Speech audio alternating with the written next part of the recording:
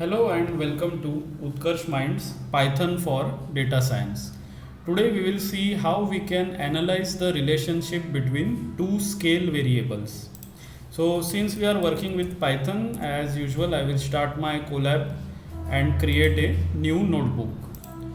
Once the notebook is ready, I will give it a name scale versus scale, and I will connect it and then I will upload my dataset. So the dataset is still student statistics.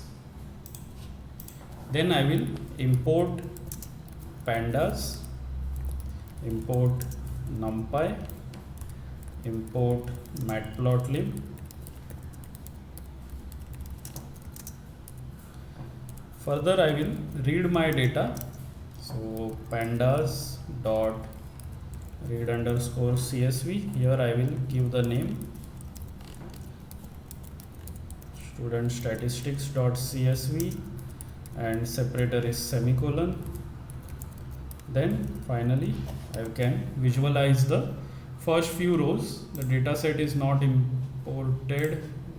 I will import it, and once it is imported I can check the first 5 columns. So first 5 rows. So data is ready. Now we can see the 2 columns of interest, one that is the age and the second column that is over grade. And then we have a function for getting the tabular summary of these 2 columns. So we see the count, the mean, standard deviation, minimum, 25 percentile, 50 percentile, 75 percentile and maximum. Then we can also visualize the data with the help of scatter plot. In this, the first variable I will take, which is age, and the second variable I will take, which is over grade, and then show, which will show us what is the relationship between age and grade.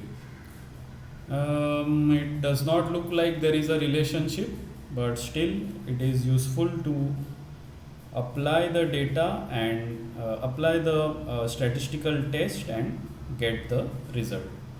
So for that I will have to create a new data frame. I will call it new df and extract these 2 columns. One is the age and second is the grade. So I have got these 2 columns in a new data frame. I can drop the missing values.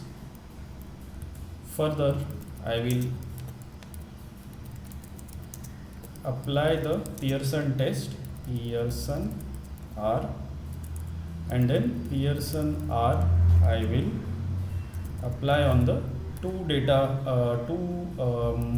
columns. One is age and the other is over grade.